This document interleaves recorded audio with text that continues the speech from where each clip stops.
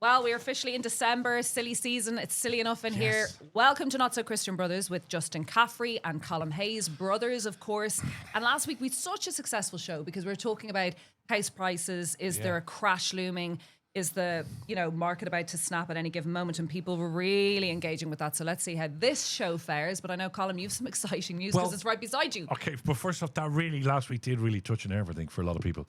And so if people missed it, it's just below us now. If you're on Spotify, it's just below us. One below, two below. Have a listen. So in the logo that we have for Not So Christian Brothers, I'm seen holding a glass of wine.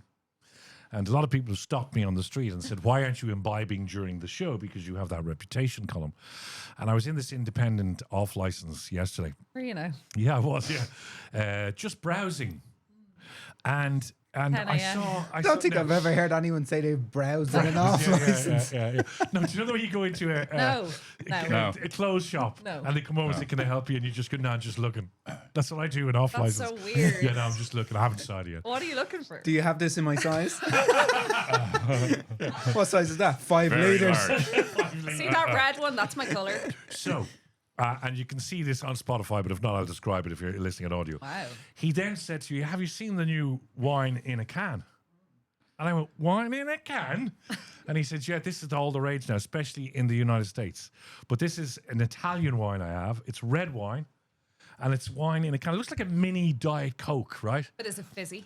It's €6.35. Is it fizzy? I don't know. I haven't owned it. Wow, we got thousands of views and so many on YouTube about our show about how the economy might snap, and you're investing in 6 yo-yo wine in a can, so we know that you're fine for money. Yeah, and it's Italian wine because most of the ones you get in the can is Californian. Looks like grape juice. It's got some kind of rat on the cover with his mouth hanging open. So that's obviously, maybe that's the new health warning. That's Colm. That's it. It's turned into that. Yeah. But first of all, as I've said to you many times in our lives together, can you stop whining? Yay! And secondly, I think that's a panda bear who's got a Stop tan. trying to soften it from a rat to a panda. It's a rat who looks like he's bleeding from the mouth due to his ravaging of wine. Click video and you'll have a look. Oh, I see. Oh, sorry, I thought that was a click mask. on this. You need to see this. So will I open it? Yes. And we'll have a taste, yeah? I'm not tasting it. You won't have a taste, no. I'll just see how it goes through. Here we go. This is... Oh. I bet it's fizzy. Yuck. And cold. And is it warm or cold? It's warm because it's Okay, red go on. wine. I like red wine cold. Oh, yeah. The Italians like to do that. I presume because it's in a can, you just drink from the can. Knock yourself out there. Do you want a straw?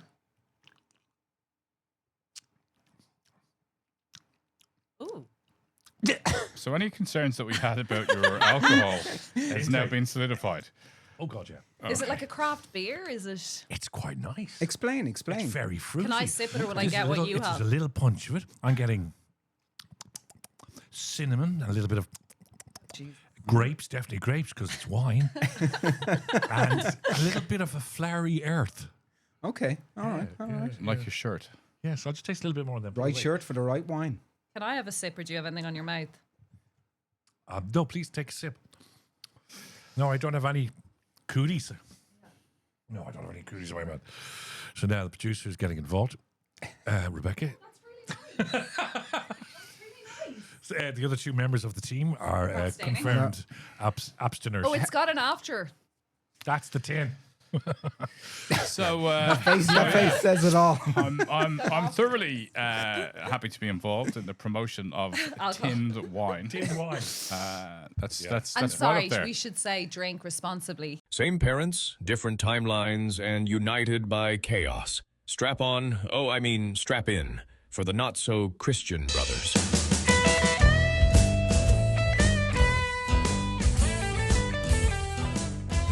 I was actually just recently featured on a podcast by the Drink Aware campaign. Yes. Right. So this is slightly... This is kind of going against my slightly position. in juxtaposition. Yeah, but I'm not against people who want to drink. I just think it always, sorry, like product everything... placement? Are these Justin, get it off that. They're not paying us yet. What's the name of it? Here, No, we can't say the name. No, put it on look mine at so him, you don't he's drink hiding it. It's Everything- like daddy. Everything in moderation is acceptable, okay? But yeah, look, I think going back to last week's episode, Yeah, go I on. think it was really interesting. I had lots of comments from lots of different people. I had people actually ringing me up, asking me about recessions and stuff. Right. And I So think, frightened the shit out of everybody.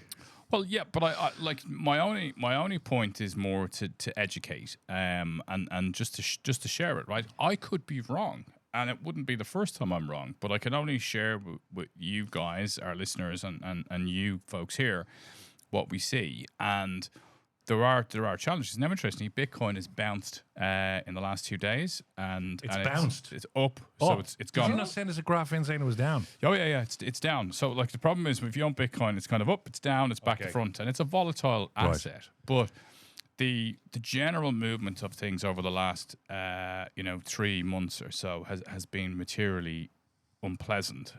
But that could mean a recession in 2026. It could mean a recession in 2027. But you know what? But you're really hedging your bets there. Aren't you? Well, no, but we always I have could say that. recessions. We always have Yeah, recessions. I'm going to say, eventually Man United are going to win the league. It's just, it could be next year, it could be the year after.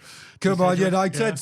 And also, is cryptocurrency not reliant on like the Mexican cartel? And they're just a little bit lazy. and not getting the listen, drugs through. Don't get me wrong. I think crypto is bonkers. Yeah, I don't yeah, it invest is, in it, but I see why it has value in terms of if you want to speculate. Right, it's just like going to bet on Man United win the league. Yeah. There's possibility that you make money, but a lot of the times people lose a lot of money because it's a lot of retail young folks who buy stuff. Like I shared the graphic with the team here, how exposed young people are to crypto, and it's quite astounding. So now, your brother, your sister, your mother, your father, your cousin, your friends, loads of people have crypto. And as a consequence, it impacts. And a lot of people, the average savings for most people is, if they're lucky, 3 months expenses, right? And if they own crypto, they can lose a lot of money. So But they lose it all. That's hard. And That's people hard. lost it all. Like, Oh, easy to lose it all. but how do you get? And minus, you can minus your loss because Yeah, a lot yeah. of these are derivatives that So people. it's like you're on a crypto overdraft. yeah. So there's a bloke in Mexico knows your number. And how do you buy crypto? Like, can I go online and just buy it? Like, and then set up from Revolut. Can I buy it from my Revolut? Yeah, you can And buy then it from set up a crypto Revolut, account? and in large part, I think a huge amount of folks in Ireland own crypto through Revolut. Actually, which, if I correct my statement from earlier, I do own crypto in Revolut, but I own it in the context of I play with it. It's not material to many of my personal interests. So you can buy it in Revolut. You can buy it on multiple platforms. DeGeiro, or whatever you pronounce it, DEGIRO, which is the next big thing after Revolut. Most of your banks can sell it to you now. You can buy it in what's called exchange traded funds. And what's interesting here, this is an interesting story, right? But Don Jr., as in Trump's son, set up what he claimed to be a crypto mining business for Bitcoin. And there are an extraordinary amount of folks who've got invested in that business. And that shares, as of yesterday, was down 36%. Okay. And heading to the point of zero. So a lot of people have always felt that there's a bit griftery stuff going on in terms of crypto, and a lot of unsophisticated, and I don't mean that in a diminutive way towards anybody who invests, but people who are not necessarily overly well versed in what these assets are getting caught by Trump and co. saying, "I'll buy some of your." It just sounds crap. like gambling. It is gambling. It is gambling. It sounds like online gambling. It's like, because you're not, when you get crypto coin, are you buying something with it? Are you using it as a currency to buy something from Shein or something online, or are you just holding it there in reserve, hoping it's good? Is it like digital gold? Well, the claim is that it's like digital gold, but I think what we can see in the last 2 weeks is it's anything but. Yeah. And again, this point always gets bantered around. It's digital gold, but it's so volatile, and gold isn't. There's only very few places in the world. There's actually a town in Switzerland where the local council have now decided that they will accept crypto for everything, from your council tax, your bin collection, to your Coca-Cola. And there was a journalist from the BBC going into the McDonald's store to buy a burger, and they were just noting that whilst they were standing queuing to pick up their Big Mac, before they'd paid, the cost of the Big Mac had changed exponentially in both directions before they bought it. So look, everything in financial markets is an investment, right? and everything ultimately really has a risk. But this is at the higher end of risk appetite, and Sounds like it. unfortunately, ordinary folks are buying it, thinking that it's okay. They're getting wiped. They're getting screwed. And over. some people will make loads of money, so don't get me wrong. And crypto bros who but want to come and attack us for is this, the I think little you're bloke great. who Knock goes yourself in, out. is the little bloke who goes in going to make money, or is it the guys at the top of the pile as usual, the multi-billionaires, millionaires? They're the ones eventually who are scraping off the profit. Like, could I have got in 10 years ago and now be sitting with $1 million because I invested 10 grand into it? Well, here's the worst part of the whole lot, right?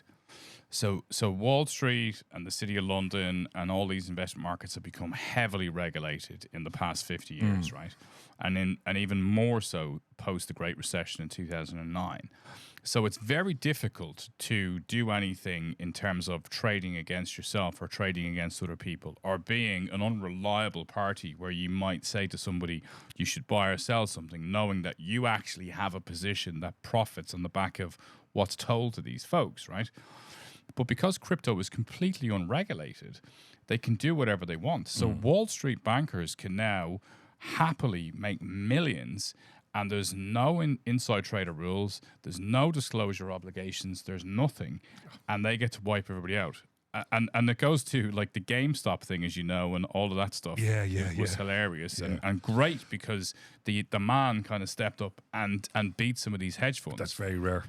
But now the hedge funds have experts in-house Right. that are focusing on these meme stocks, and they're actually pumping them themselves because they now want to benefit. So you get away with it for a while, but not for long. So there's no way of making money.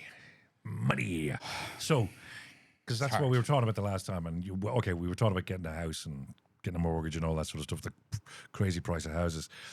But if I had, say I had 10 grand lying around, is it better to keep it under the bed? Is it better? Because, I mean, now everyone's saying, I saw this article, everyone is saying, if you've 10 grand, keep 5 grand in cash, because the recession comes, if the recession comes, and Putin invades, Regent Street, all the banks are going to collapse again. Yeah, but don't Revenue see, like if you wanted to take 10 grand out of your account or Revolut business, don't they watch for why you're moving? If you take that much cash out, even 10 grand. Let's say you have savings. Surely They can't stop you. So there's no rules in Ireland so far That withdrawing. that inhibits you to withdraw money, right? if it's your savings. So you just can't travel across borders in the EU with more than 10,000. But won't they want that to be okay? If it's in a business account, wouldn't if they want the it to business be? is if different. you take 10,000 out of your business account, or you take 10,000 out of your personal account, you're perfectly entitled to do that. I mean, if you take 10,000 out of your business account, that becomes either a loan or income, or it has to have an expense claimed against it. But you can do it. And I think in context of what you're saying, the hard part is, and I think what's really important is, you've got to be liquid. So when trouble comes, cash is king. Yeah, I know. See, there you go. Yeah. That's what I was reading about it, because I went down a rabbit hole now with conscription, Putin, Zelensky. Now, you're too old for conscription, you know that. Zelensky. You're safe. Yes, prescription.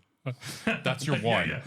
Zelensky firing his best man, his best mate, head of his production company, all this. He was caught inside $100 million fraud. Yeah, I know, but who wouldn't be?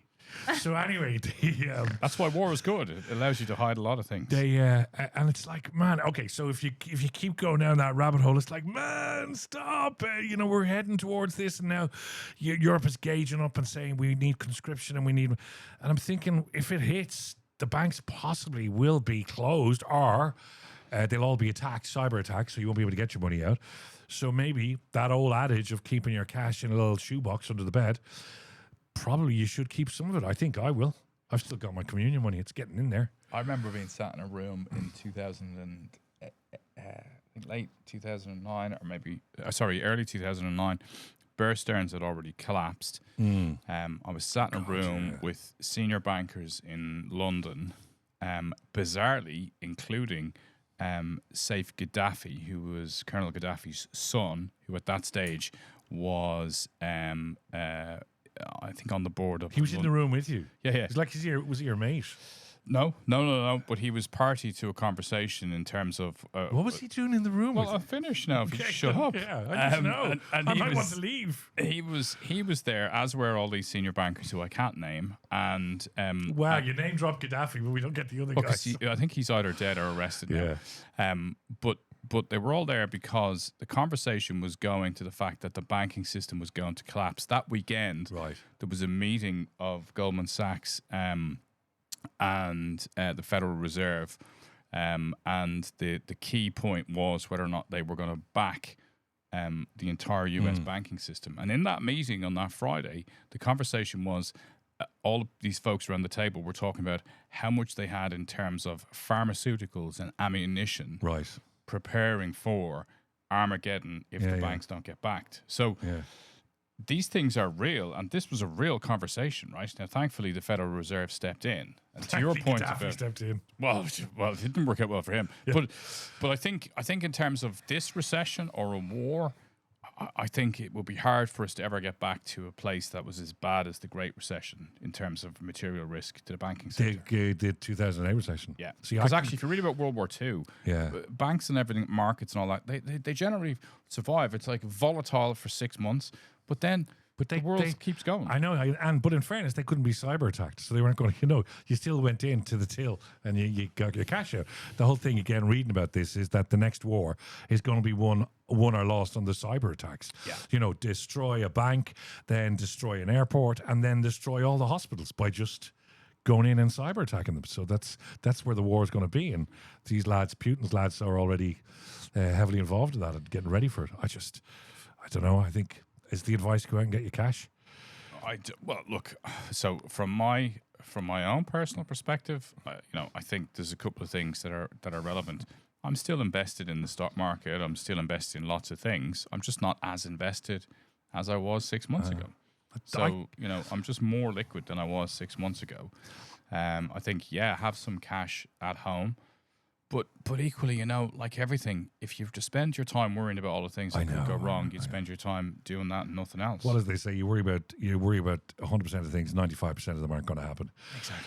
There was a shop I went into yesterday. It wasn't a shop; it was a deli, and they had a big sign on the window saying, "We do not browsing of the wine." No, we do not. I was doing a lot of walking around here. And your photograph. We do not accept cash, and here's the reason why.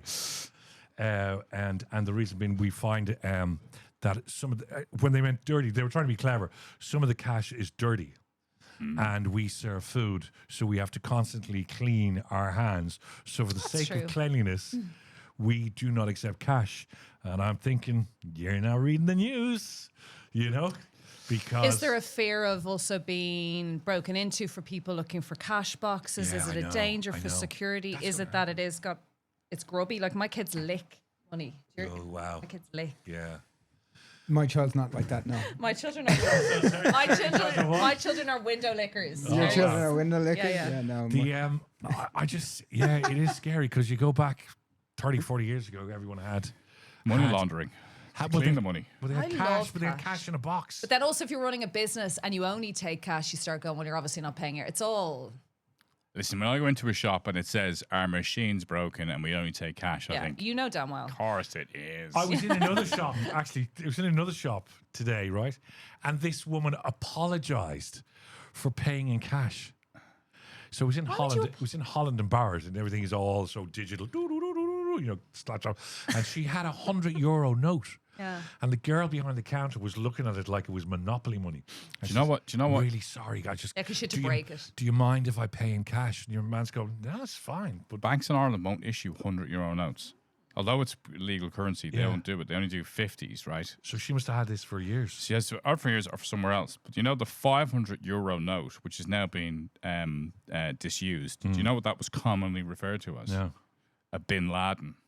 Bin Laden? Yeah. Why? Because it was the purview of terrorists. It was the most problematic currency because there's no $500 equivalent, right? So the €500 note was the highest ticket denominated piece of fiat currency you could have. So you could transfer millions in attaché cases around the world. €500. So it was terrorists and criminals that used them. So the Central Bank of Europe had to discontinue them. Down to what? 100 is now the largest So now it takes denominator. 5 guys. So it wasn't just because of the colour was nice or anything like that. No. It was just a nice colour, and they were like, "Oh, I do like the 500. It's so pretty."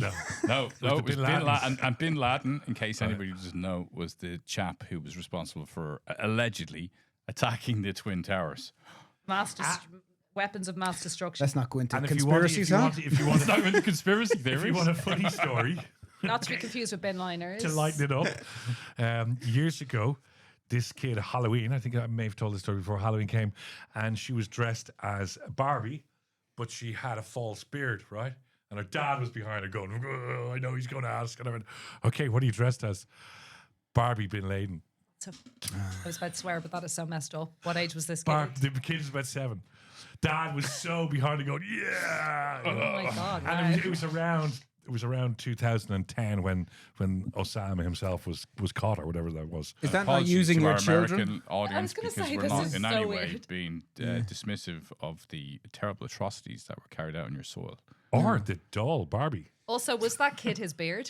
Yeah, like you're using your child to push your own political agendas down people's throats. He was doing It's a like- gag. The guy obviously somewhere thought this is funny. He's I'll not. wait till I He's have not a kid. coming on my parenting I'll wait till podcast. the kid is 7. I'll dress the kid up. 2010, so the kid is now 19, probably in therapy. We're all in jet. We're all with And Jerry. he's just still telling that down the pub. Do you remember the day I took June out and called her Barbie Bin Laden? That was a great day. Great Yes, day. Great day. Great day. Yeah. Yeah, what can I do with Jerry Adams? Yeah. Geraldine Adams, yeah.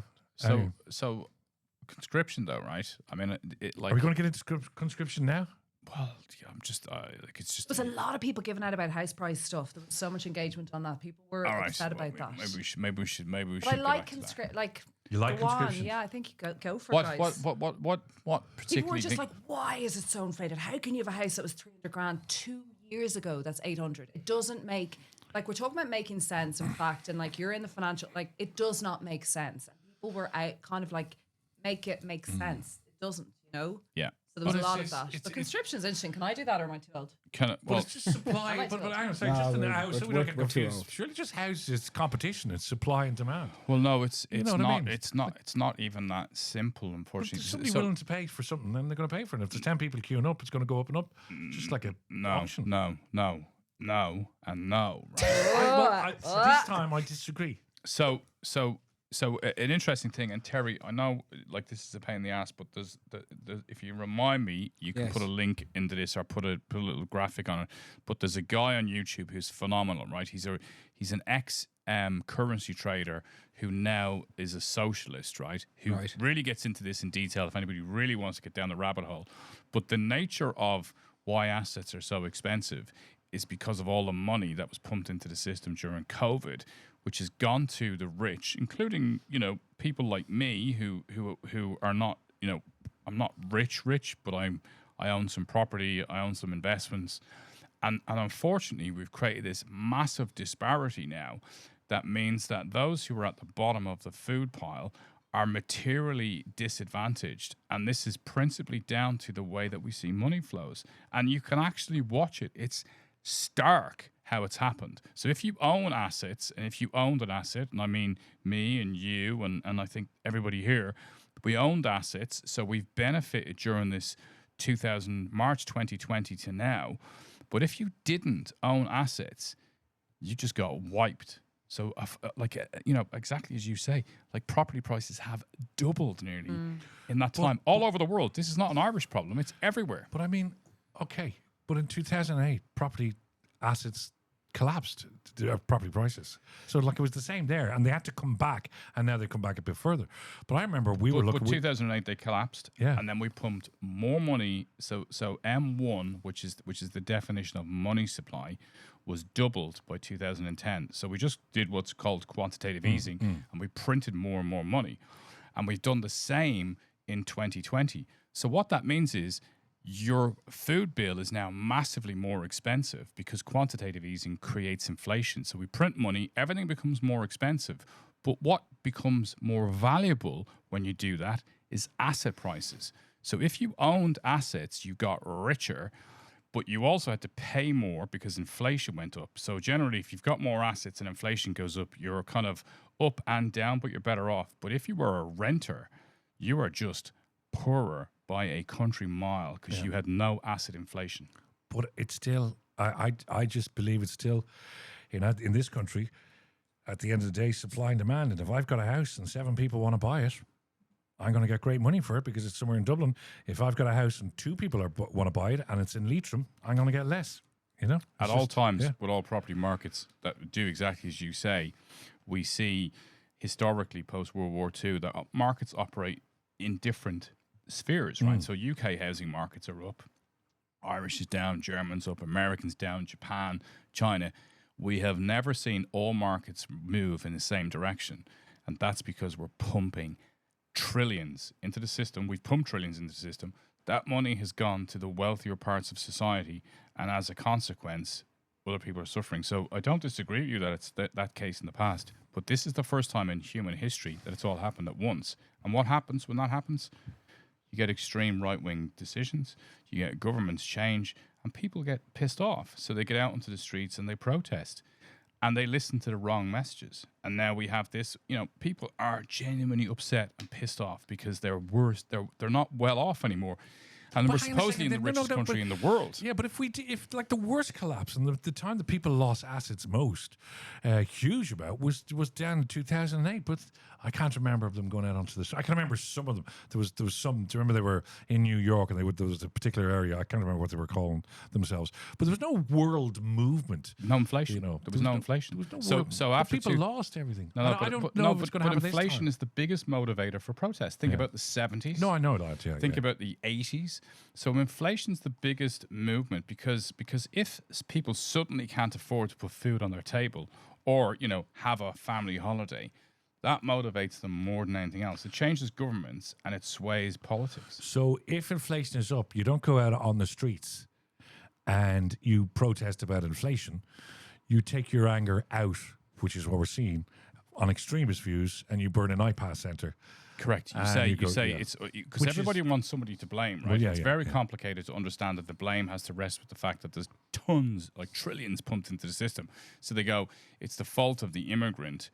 But in reality, like as I said to you yesterday, a great comment that was made on a podcast recently is, if you are thinking about protesting against immigrants taking your jobs, don't worry about it because AI is coming.